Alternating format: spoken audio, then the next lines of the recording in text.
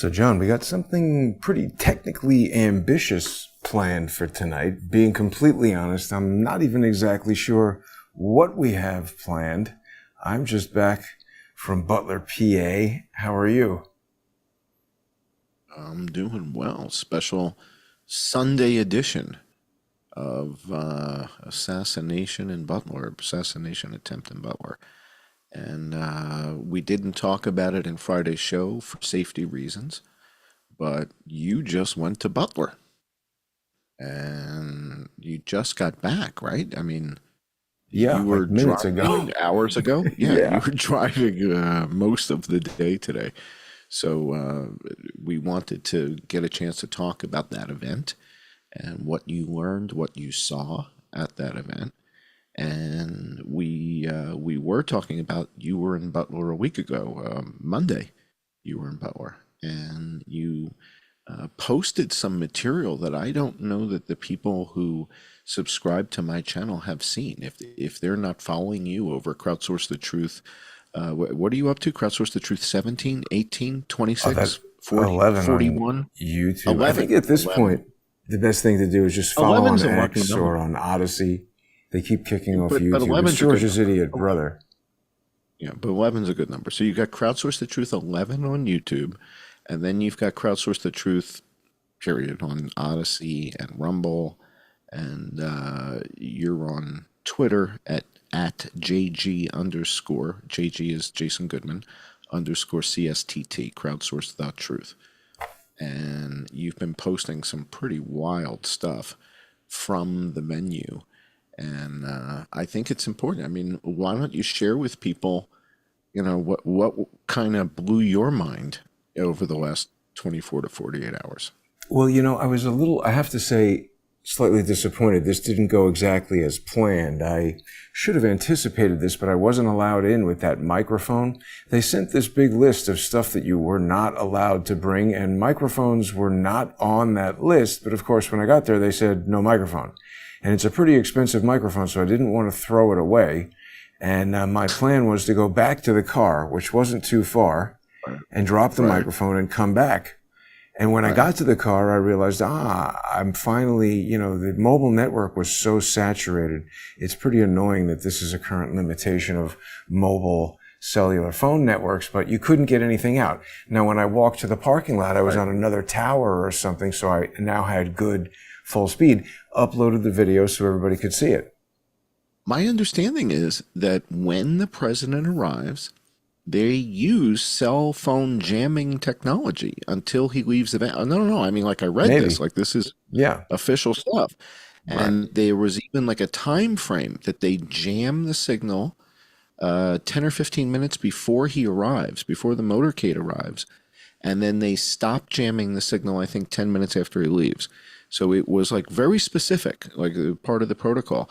But you just showed us, I love this image. But before you talk about this, you just showed an image of you with Cory Mills. And Yeah. last week, I think, I mean, we've done a couple shows in the last week. So last week at some point, you talked about Cory Mills, Eli Crane, Hmm. these guys that have kind of formed this impromptu team with, Well, task I guess, force a they task force have. with Andy Biggs and Chip Roy to look into this thing further.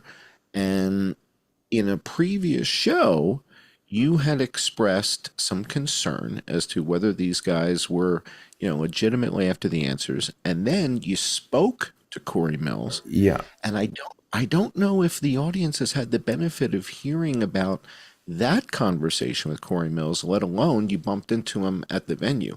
So can you catch everybody up? Because assume that this audience has not yet heard about that call that you had with Cory. Yeah. Because I guess a week ago you said, I'm, not real sure Well, these. yeah, because So my confidence was shaken at one point because I had shared certain information. I mean, look, we were in communication like this. I see him at events and he's aware of who I am. I see him when I'm in Congress. I mean, he's sort of like peripherally, I mean, he knows me more now that we had this big conversation. But prior to this dust up, like, there was some communication going on, but I obviously presumed he was more in tune with what I was sending him than what he was, because certain things I've sent him, he just hasn't seen. And he says to me, look, I get it. There's a million people sending him stuff. He doesn't see everything. So and he had some personal tragedy, right, or something like that. Some personal stuff in his life that I won't go into. But on this one, the reason I had gotten angry was because he had spoken to me about being an expert witness regarding certain types of evidence there, and had asked if I could be in Washington D.C. on August 28th, and I said yes. And they were even talk of plane tickets and stuff. And I said, look, I'm not going to use airports, so just let me know. And then the 28th was coming up, and I was like, hey, do you want me there or not? And there was no response. And this is where he had this personal issue, which makes it a lot more understandable. There's much more important things going on in people's lives than whatever happens with me or this committee. But then you called him, right? You called him? Well, what happened was I just sort of said, forget it. I don't care about this committee. I don't care about Congress. They're not going to do anything. And I got started with the whole, the right to know lawsuit, which, by the way, I don't know if people are really paying attention to that, but I've been putting a lot more stuff on crowdsourcethetruth.org. You can upload videos directly from your phone. Of course, the trolls have been trying to overload this so that legitimate people can't do anything with it. And then I actually the way you start a right to know lawsuit, and this is not legal advice because I'm not a lawyer, but it's different in every state. Right to know law, that's Pennsylvania. And so I read the thing, and one of the ways you can trigger this type of right to know lawsuit is with a letter detailing the deficiencies with regard to this right to know law. And this has to do with when they responded and what the different sections of it, it mandates that the time for the response is not to exceed 5 business days. And unfortunately, Detective Sedlicek took a lot longer, so she violated it. So now we get to talk about it with the Open Records Bureau, and they want evidence. So I submitted all my communications. I submitted all my communications to her. See, damn it. We are not even allowed to talk about facts and things that are in court. People have to join us on the sponsor exclusive to see that. But let's go back to Cory Mills. So you end up, at some point, you connected with him, and you end up speaking to him on the phone. And you guys... So hang on, because I sent him all this unredacted stuff. That picture of the dead guy is from unredacted documents from the Beaver County ESU that they sent me, and they're calling that a facial recognition photo. I go into how the National Institute of Standards and Technology defines a facial recognition photo and what makes it suitable, and these police officers should know that that was an absolutely useless sample to send. It's not a facial recognition photo. It's a photo for some different purpose, or at least that's what I'm alleging, and using this as evidence to tell the Open Records Bureau. And then this is the unredacted report that we've spoken about and done shows about. Right. And I was like, hey, how the hell are these guys not talking about the most important non-ballistic evidence in the case? And now we've got Tom Fitton coming out of the woodwork telling people, oh, we discovered these photographs, and, he's kind of like blowing smoke, it seems. I don't know if people realize that Judicial Watch has raised over $175 million, and they're now telling people that they discovered these photos. We don't have HEIC photos from Greg Nichols' phone. We don't know if these were taken July 13th, July 12th, July 11th. I'd like to see the HEIC. Tom is just rehashing old stuff. So I got angry and posted really what was, I jumped to a conclusion, a rude tweet. And I forget exactly what it was. Oh, we said something about Andoril and grenades and whatever. And he got super pissed off, rightly so. He's like, hey, you're accusing me of stuff that isn't true and you have no basis for it. And he texted me some pretty angry stuff, justifiably. And I was like ready to fire back the angry text. And I was like, well, now wait a minute. Let's think back all these more than 50 years. And let's think back to, divorces and broken relationships and how you act and how the person reacts. And I was like, let me think about this a second. And I said, well, look, this is not a personal relationship. I want something from this person and he wants something from me. So even if we hate each other, let me just try and restore this I just want him to have this information. So I said, let me call him. And amazingly, it worked. And he showed, in my view, tremendous character. First of all, by the fact that he would even receive the phone call. Who the hell am I? This guy's in Congress flying around insulin for people who are drowning in the flood, going to Afghanistan, Israel, rescuing people. He's busy doing some pretty crazy stuff. And here I am, a pain in the ass.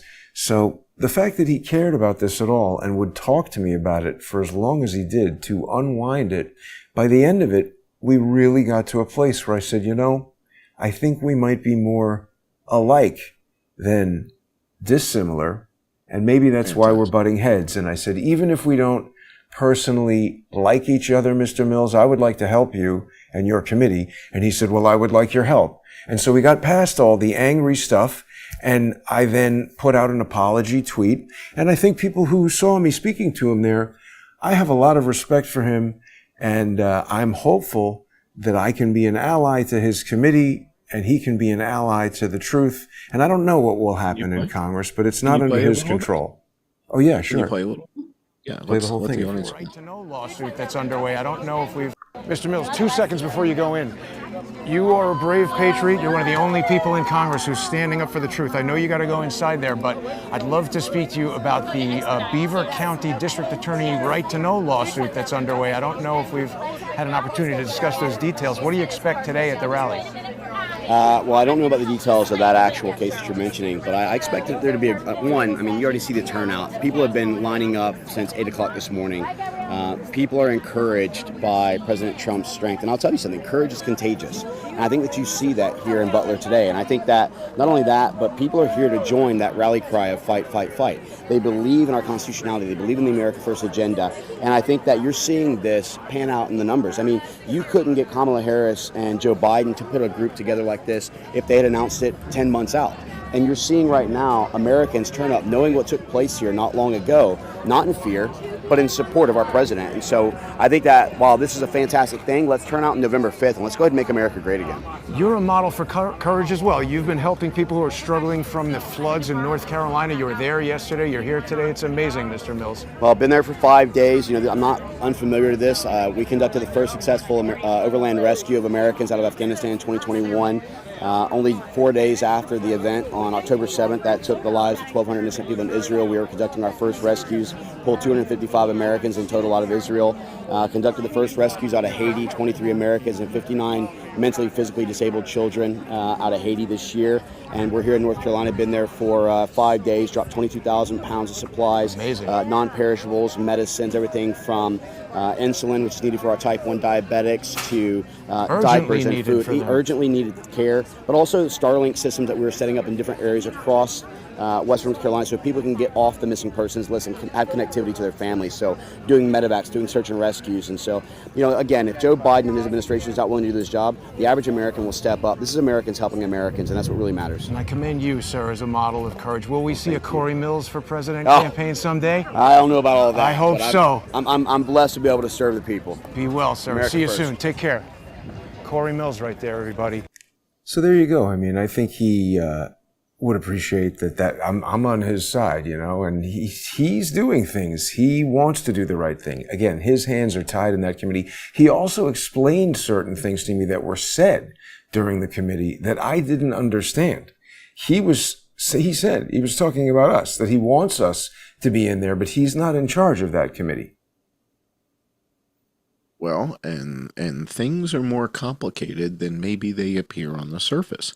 Right. And that takes us to something that I hope you can cue this up for the audience. There was a hit piece written about Eli Crane.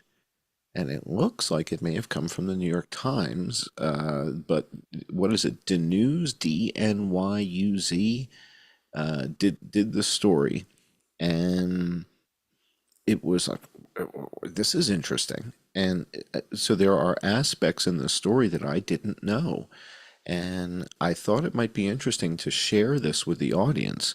Like, for example, I think we played the clip when it was Representative Lauren Lee asked Eli Crane and Cory Mills what else should we be looking at? Who else should we be talking to? And Eli Crane said, you should probably look at this John Cullen footage of this back row of the bleachers. It shows ballistic evidence of stuff. Okay, well, turns out this seems like it's a hot potato. All of a sudden, it's like, well, why would evidence be a hot potato? Why would you not want to look at certain evidence? They hate evidence. So it's pretty strange. But the article also brings up a whole bunch of like historic stuff about Eli Crane. Quite honestly, I didn't know who Eli Crane was until all this stuff happened and he went on the won damn Shark Tank. But I didn't know any of the stuff about Eli Crane. I didn't know anything about the guy until all this stuff happened. And he, you know when it was? It was when he went to Butler and he was the first guy to mention the water tower. Right. He was the first guy to say the second we got it. Nobody He said up the there first. this time. Well, still nobody? There was nobody up there? I looked a couple times. So somebody saw some radio array or something that wasn't there before. Maybe. Interesting. I don't know. But he was the first guy to say, well, who was up on the water tower? Like, meaning Secret Service. Like, we should have had a guy on the water tower to shoot the kid on the roof. Right. And he's like, that's the first place I would have been. Yeah. So he was the first guy to introduce this notion of the water tower. And that's how I became aware of him. This article talks about some other stuff in his past. So we learned about the Shark Tank stuff and that he's got the company, or he sold the company that made the bottle openers made out of 50 caliber bullets. So this article, boy, again, this to me, it's like you read this stuff, it's like, well, what'd they say? What's the biggest thing they say here that shocked you? Well, let's take a look. Let's take a look at it. I mean, you're going to be stunned by this. Let me read the first paragraph. You read the second. All right. So let's start at the beginning. What's the headline?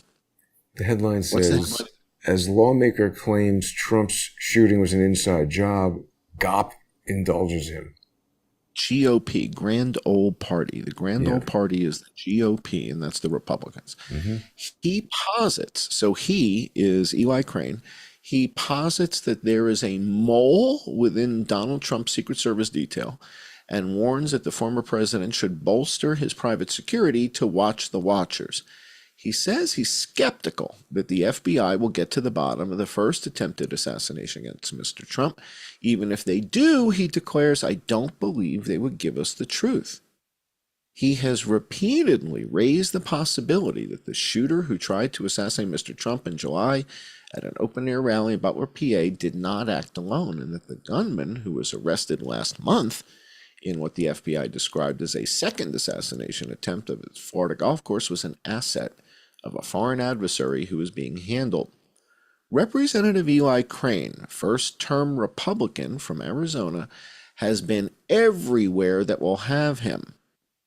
Well, that should he get a red A and put that on his skirt? I mean, he's been everywhere. Every politician does that. That's not nice.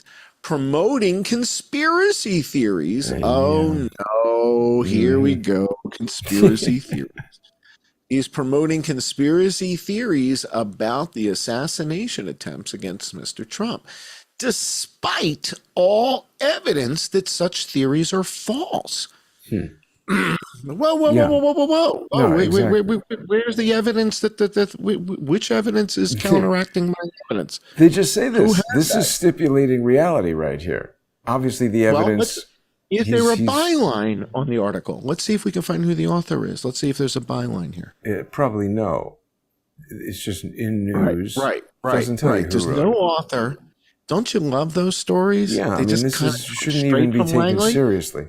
Come straight from Langley. There's no author listed, but there's a bunch of links, and we're going to go to these links in a second. But go back up to where you were, because it gets worse and worse real fast.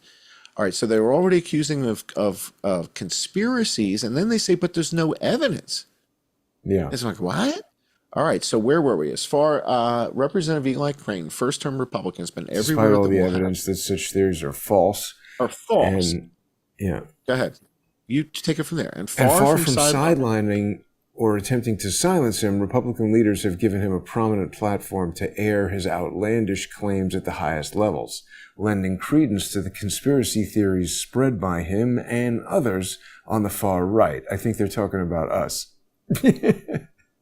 Well, and keep going. Now they bring up Cory Mills. Here we go. So I'm telling you, dude, it's a mud he was fest. left off a bipartisan House task force investigating the shooting. The Republican leaders of the panel invited him and Representative Cory Mills of Florida, another right-wing lawmaker who has embraced conspiracy theories about the first assassination attempt, to testify at their first public hearing. Mr. Mills is among the Republicans accompanying Mr. Trump to a rally in Butler on Saturday. The GOP continued to embrace, the GOP's continued embrace of their claims underscores once again how deeply misinformation and conspiratorial thinking has captivated the Republican Party's base. It's amazing. Hillary Clinton was just speaking about this. Right. We're going to that next. We're going to that article next. How willing even mainstream members of the party are to indulge it, either for political gain or to avoid political punishment. Mr. Crane. A tattooed yes. former member of There's probably none who aren't, right? And a one-time contender on Shark Tank now is part of a different type of reality show. As a new member of Congress from a rural district in northeastern Arizona, Mr. Crane made a splash on Capitol Hill. Here comes the ad hominem. Last year, as the lone newly elected congressman to vote against Kevin McCarthy for Speaker. Through all 15 rounds, it took him to win the gavel. So he was the lone holdout. He said, I'm not voting for Kevin McCarthy. That's pretty good. Period. And he said, I don't care if you go through 25 times, 35 times, 55 times. I'm not voting for Kevin McCarthy. Like that. Stick to it. He has since established a reputation for extreme language. So now maybe we'll come on the show. And tactics. On the House floor last summer, he referred to Black Americans as colored people. Words that Democrats immediately requested be stricken from the record. He later said he misspoke. Right? So dig up all the ad hominem stuff you possibly can. He should have said he speaks Spanish and he meant to say people of color. And this is really relevant to ballistic evidence about a railing, right? It's like the fact that so the guy who mentioned the ballistic evidence is the same guy who said colored people? Well, then why would you even look at it? Yeah. Okay. So he says he misspoke. A couple months later, Mr. Crane said an upcoming visit to the Capitol by President Zelensky of Ukraine was reason enough for him to cheer for a government shutdown. And he's consistently been part of a core group of hard right House members who've blocked the party's own messaging bills from coming to the fore, meaning he's not supportive of sending lots more money to Ukraine. Right. And Zelensky, and he's like, enough of this already. But in the months since the first assassination attempt, Mr. Crane appears to have landed on his animating issue, airing his Trump assassination conspiracy theories in regular appearances on right-wing podcasts, cable programs, and events live streamed on the video platform Rumble. He has dismissed the work of the bipartisan task force investigating the attempts as a toothless political prop. I don't put it past some of the people in our government to do anything necessary to hold on to power, Mr. Crane told Glenn back in July, discussing the shooting. Meanwhile, Cory Mills was just with Glenn Beck in, I think, Asheville. Yeah. Today, delivering or 2 stuff. days. Yeah. You know something? So he was just with the guy. Yeah. Do you know what this really makes me think? I need to make some sort of Eli Crane animating this issue. There you go. All right, keep going. I'm telling you, it just keeps getting worse. They don't stop. Take us through it. All right. When it was revealed that the body of Thomas Crooks, the gunman at the Butler rally, had been released to his family 10 days after the shooting, Mr. Crane hinted that federal law enforcement had disposed of the body in order to obstruct the investigation, a charge the agency quickly denied. One of the most alarming things in the case for a lot of people is the fact that the FBI sent the shooter's body for cremation 10 days after the shooting, he said on one American news network. I know there's a lot of speculation out there as far as is there a cover-up going on. Jonathan Nez, a Democrat and the former president of the Navajo Nation, who is challenging Mr. Crane's reelection bid, said the Republicans' extreme claims have left him vulnerable, even in a red-leaning district. There's a lot of distrust now that he has a record. And this conspiracy theory that he has only adds to the distrust for him, Mr. Nez said in an interview. Can you just jot down Jonathan Nez, and maybe we'll invite him on the show for some equal time and get to hear what he thinks is distrustful. But he conceded that there was also a lot of financial upside to Mr. Crane's rhetoric. In today's Republican Party, he noted taking wild positions gets national attention that translates into campaign contributions. Mr. Crane, for instance, so he should be campaigning he should drag me around with him. We would raise billions. Often campaigns with Representative Matt Gaetz of Florida, a hard-right lawmaker with a growing national profile. He's feeding the far-right audience what they want to hear and fundraising off of that, Mr. Nez said. As he mounts his alternative theories, Mr. Crane has also complained that Speaker Mike Johnson did not select him to serve on the official task force and plunged ahead with his own parallel investigation. Mr. Johnson has not done anything to dissuade that effort. On the day that the official task force was visiting Butler to scrutinize the scene, Mr. Crane and his cohorts staged an unauthorized hearing at the Heritage Foundation in Washington, calling their own witnesses, including rat bastard Eric Prince, the former head of security contractor Blackwater, and a prominent Trump supporter who has also elevated conspiracy theories in the past, and Dan Bongino, a right-wing commentator who really doesn't do much other than make comments. Right. Mr. Crane and Mr. Mills also took their own trip to Butler. Mr. Crane's efforts have received a major boost from the right-wing media echo chamber, making him all but impossible for the Republicans on the official task force to ignore. That's good. So instead of trying to quiet him, House Republicans have accommodated him. Oh my gosh. At the hearing last week, Mr. Crane encouraged lawmakers to explore the possibility that a second gunman was working with Mr. Crooks. Democrats walked out. Ridiculous. He's asking them to look at evidence, and they're like, oh, we're not going to do that. That's a conspiracy theory. I didn't know this. I didn't know they walked out. So That's we watched crazy. the footage of him saying this. You just see the didn't camera know on that him. The Democrats walked out of the room. Ridiculous. So let's take this in for a second. At the hearing last week, Mr. Crane encouraged lawmakers to explore the possibility that a second gunman was working with Mr. Crooks. The Democrats walked out. I don't want to be any part of spreading conspiracies. Wow. But what if there is a conspiracy and we want to look at the evidence and basically expose it?